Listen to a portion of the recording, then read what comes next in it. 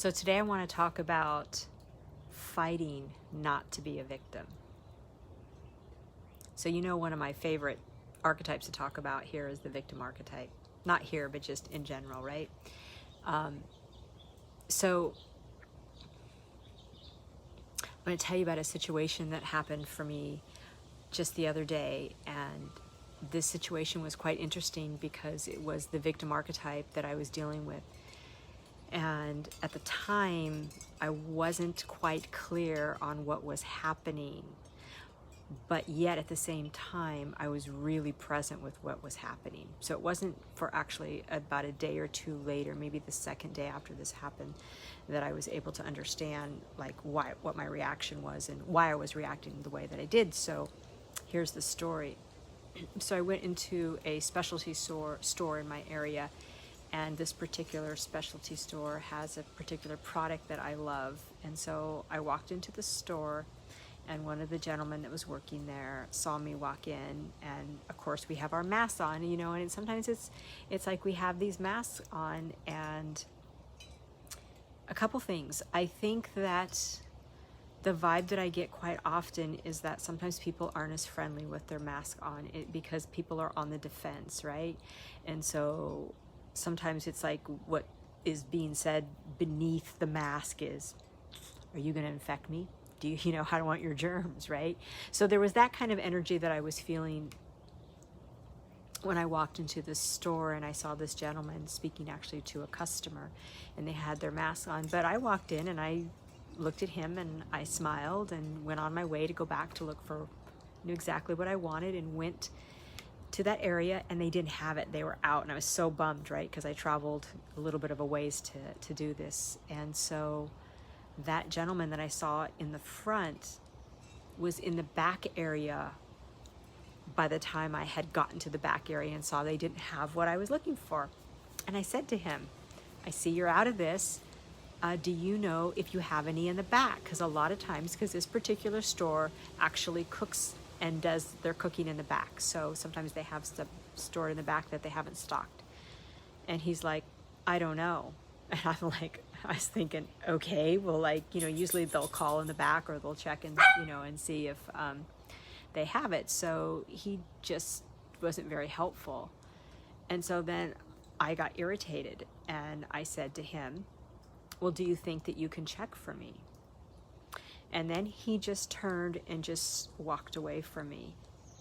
And he started saying something under his mask, and it wasn't anything sarcastic, but it was just, he was talking to me, and I couldn't hear what he was saying. Number one, because he has a mask on. Number two, he's walking down the aisle, but it was in such a manner that felt so, it was just really so rude. And people are rude often sometimes when you customer service. And many times, I don't really trip on that for the most part as far as getting irate. I really don't. And I didn't get irate this time.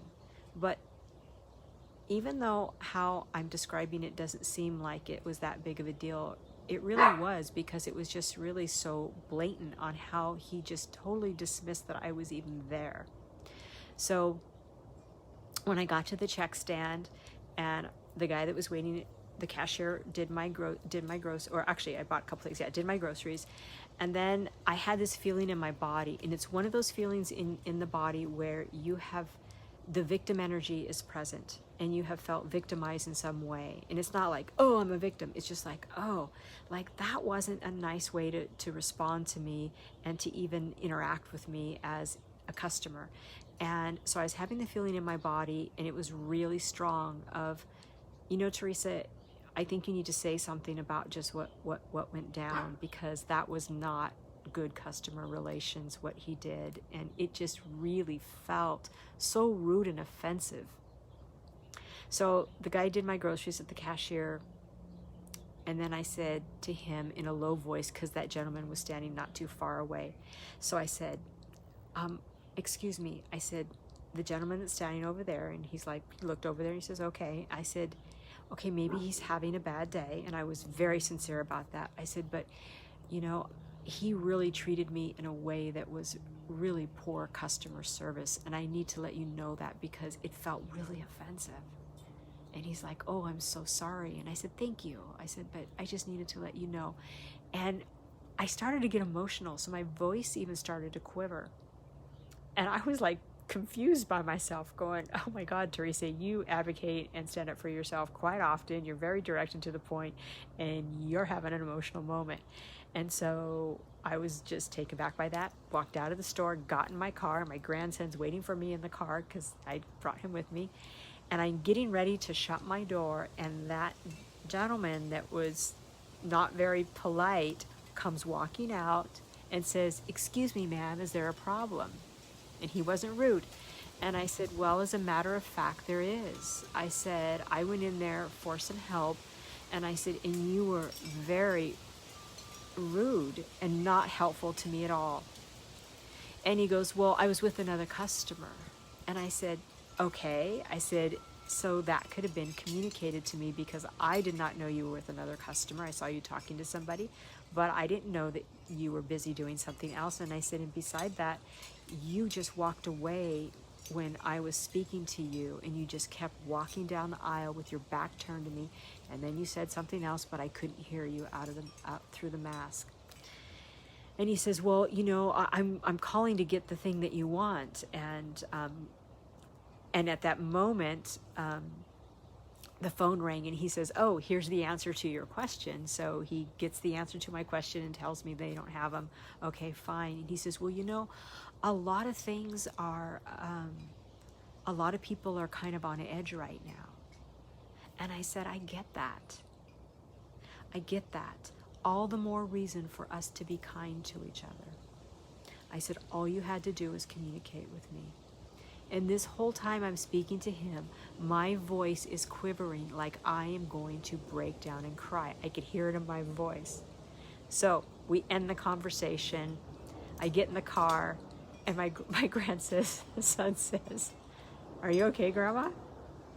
And I even felt a little embarrassed that I was about to cry and he was going to see me cry, but I thought, okay, I got to call myself out on this. I said, I feel like I'm going to cry. And he goes, I know. And I said, this is so not like me to be this way. I said, I don't understand why I'm feeling this way so strongly, but my voice was quivering, and I know, I heard it. So, you know, I tried to process that for a little bit, and then I just let it go. And then I had the realization of what was going on for me.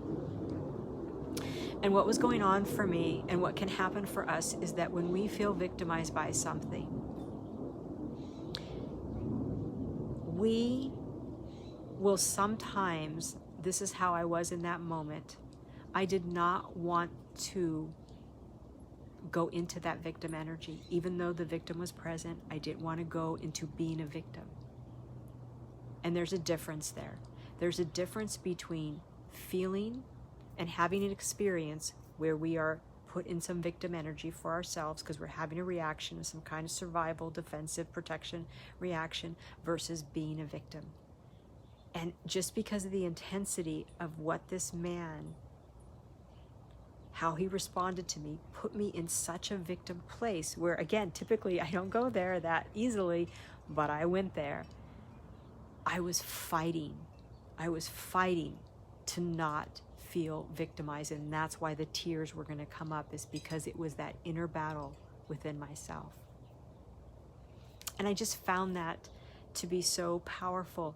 And what I thought was so also powerful about that is that it was something so simple as somebody being rude to me that triggered this for me, that triggered this experience of, okay, Teresa, you get to now practice having something happen, having an energy put you in, or having an experience, a situation put you in victim energy, and you not go into victim about it. So I didn't go into how normally I would do, is I could be a victimizer. I could lash out. My bully can come in and take over. But that was not the energy that I felt, nor that I wanted to go into. So I was having an internal battle with myself, one that I didn't even realize I was having. So I'm sharing this because I like to share the nuances and the insidiousness of the victim archetype. And many people don't like to hear that word because it's they look at it as being weak or too vulnerable, but it's not. It's such a powerful archetype for us, because when we can embody this energy in a conscious way, we are unstoppable. We are unstoppable in so many ways, in ways of supporting others, in ways of supporting our own life, in ways of us empowering ourselves to reach potential and to bust through fears and limitations that we have put in place for ourselves. So I hope that this was of some help for you, and to maybe shed some light of some of the nuances of how your victim shows up. And on one other thought, because it's just popped in, because I just did a class, just finished a class that I just started today. It's a 3-week class that I'm doing, workshop on archetypes, and one of the things that we were talking about is, what's your victim like? Like, everybody's victim has a personality. Some victims' personality may be that they are a victim of always when it comes to trusting life. They're a victim of, oh, yeah, it's good, but when is the other shoe going to drop? Or they're a victim of, oh, something always happening to me, because everybody's victim has a description, has a language, and has a way and personality in which it interacts with the world. You know, so take a look at that. Like, what is your victim like? What is some of the belief systems and the mindsets that runs through your mind when it comes to dealing with your victim archetype? What does your victim say? How does it speak? What kind of words and like, maybe, you know, just different, like, societal conditioning that it will buy into. Everybody's victim's different. Fascinating. Again, namaste.